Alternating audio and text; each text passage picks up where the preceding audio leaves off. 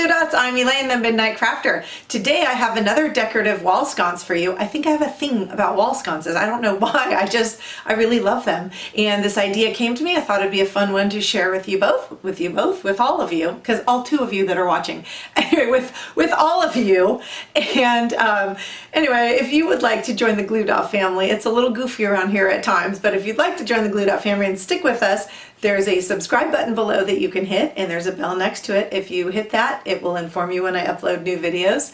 Give me a thumbs up if you like the videos you're seeing so far, and leave me a comment. And actually, what I would like to know in the comments section is, because I'm Greek and I do a lot of Greek foods, I don't make them regularly, but because I know how and I do that sometimes, I would love to know if you would be interested in me doing some cooking videos, something maybe like making baklava or something like that, because I know that's a really popular one.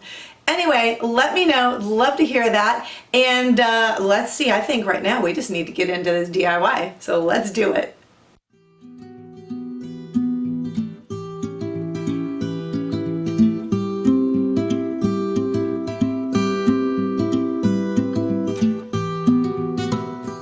To start this project out, the first thing we're going to do is remove the lettering. I've already done it on this one and on most of this one here, just for the sake of saving time, but I did leave the X of relax so that I could show you just how to do it. I'm using this straight edge little razor, and you can actually buy these at Dollar Tree. You just go through and scrape. You can buy these at Dollar Tree. They come with a black little handle thing. I found that the handle thing immediately broke off with any little bit of pressure. So I am just using it by itself. I don't need the handle, it's got the little edge on it. But you just go through and scrape this all off. Once you get all the lettering cleaned off, you just want to go ahead and clean the glass just a little bit. I mean, you could probably do this at the end because we are going to be touching it a bit, but I just want to get some of that extra paint off of there from those letters.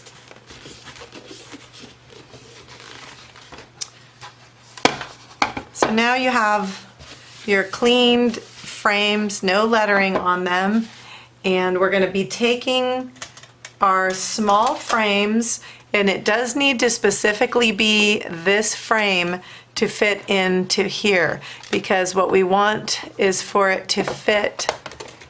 You can see that it fits right inside of there, and that's what we need it to do for some support. From our two silver frames, we're going to be removing all of the insides, or the outsides, however you want to look at it, inside and outside, the backing.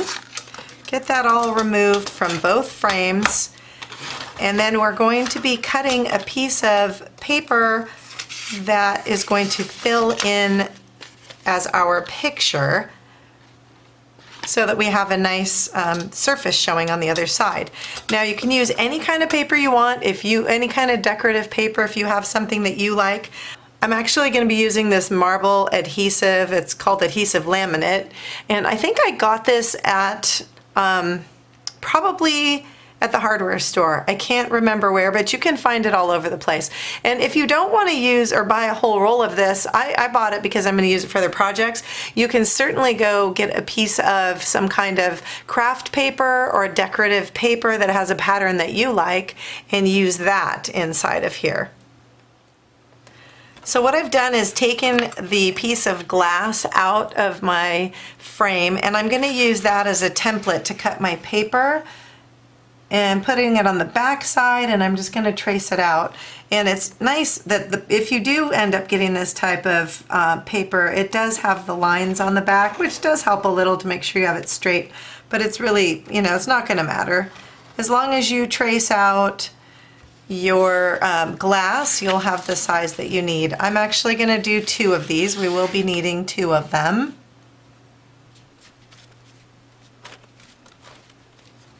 And then we'll be cutting them out, and I'm not going to use the adhesive part of it. I'm just going to leave it on the paper, and I'm going to put it inside my frame as though it were a picture.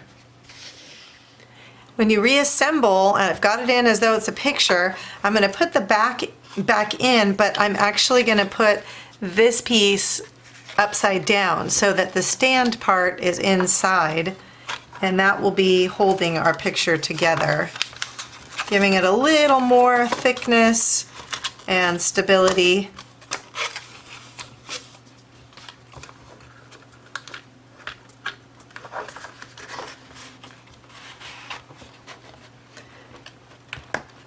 And then if you'd like to, you can actually cover this back piece as well with a piece of paper. I think what I may be doing is cutting another piece of my marbleized paper and covering the bottom side so that both sides will have a nice look to them.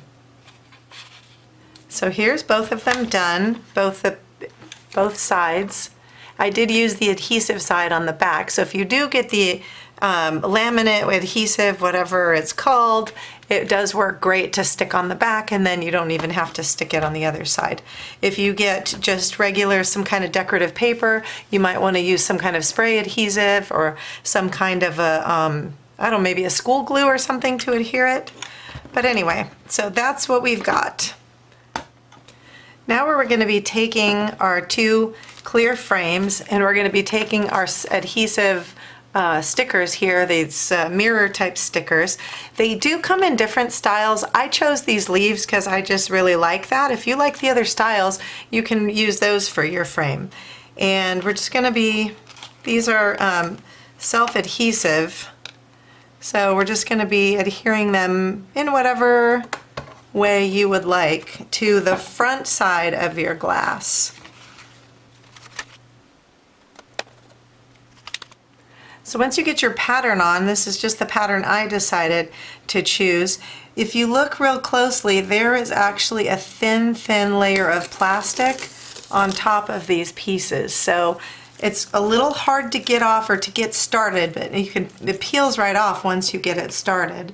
So find that and peel those little babies off. Your next step is going to be to attach the frame on here, and we're going to be sliding it right into that space. And for this, we're going to be using the E6000 as well as the hot glue, more so your E6000, because you have the support of this little lip here, but you do want to make sure that it's got a good hold because it's going to be holding your candle. Your candle, this thing. And make sure, please ventilate a well-ventilated area when you use your E6000. E6000 actually can be carcinogenic, actually. I know that's I don't know why we do it anyway, but as long as you take precautions, then I feel like maybe it's okay. I don't know. I'm not a specialist with that, so I don't want to say for sure, but just please keep in a ventilated area. Try and keep it off your skin if you can. And I have my E6000 running across that bottom edge. I'm going to put a little bit of hot glue in there. And the hot glue I'm going to kind of put back towards the back corner because it's not going to show. And I put plenty of that as well, just for some extra hold. And then place your picture frame right in that flat area and press it down. It's also a good idea probably to have put it on the sides. I didn't do it on this one, I didn't think about it, but for sure on this one I will. And you want to let this dry for 72 hours before you put this up on the wall with your candle thing. This has some weight to it, and actually E6000, we do say a lot of times we feel like it has a 24-hour cure time, but to fully cure it needs 72 hours. And if you don't want this to fall down on your head or on someone else's head, I'd give it the 72 hours.